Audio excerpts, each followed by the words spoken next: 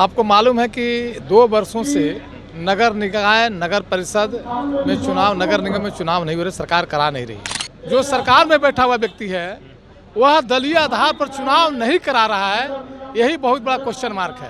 और अभी high court का आदेश के अनुसार सरकार विवश है चुनाव कराने के लिए, परंतु यह सरकार क्यों दलीय आधार पर चुनाव नहीं करा रही है, क्यों निर्दलीय चुनाव कराना चाहती है। तो अपने कार्यकर्ताओं को तैयार कर रहे हैं कि आने वाला समय में हमारा एक कार्यकर्ता चुनाव लड़ेगा और पार्टी पूरे समर्थन के साथ इस सीट को जिताने का हम लोग काम करेंगे। मानगौर नगर निगम बीजेपी के तरफ से इधर पूरे पश्चिमी विधानसभा के शैलेंद्र सिंह जी प्रभारी हैं, क्यों प्रदर्शन क्यों हो रहा है?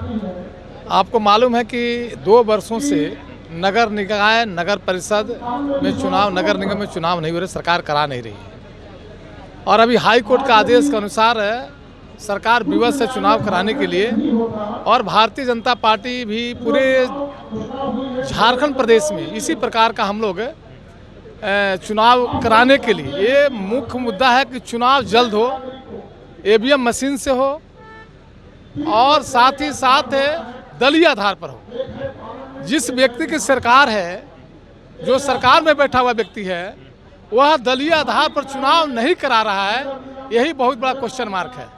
माननीय रघुवर दास जी के समय में दलीय आधार पर चुनाव हुई थी, परंतु यह सरकार क्यों दलीय आधार पर चुनाव नहीं करा रही है, क्यों निर्दलीय चुनाव कराना चाहती है।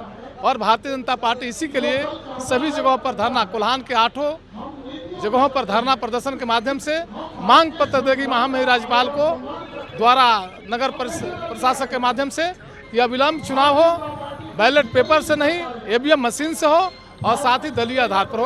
और इसी के लिए अगर नहीं होता तो आगे की रणनीति क्या होगी? नहीं भी होगा तो हम अपने कार्यकर्ताओं को तैयार कर रहे हैं कि आने वाला समय में हमारा एक कार्यकर्ता चुनाव लड़ेगा और पार्टी पूरे समर्थन के साथ इस सीट को जिताने का हम लोग काम करेंगे।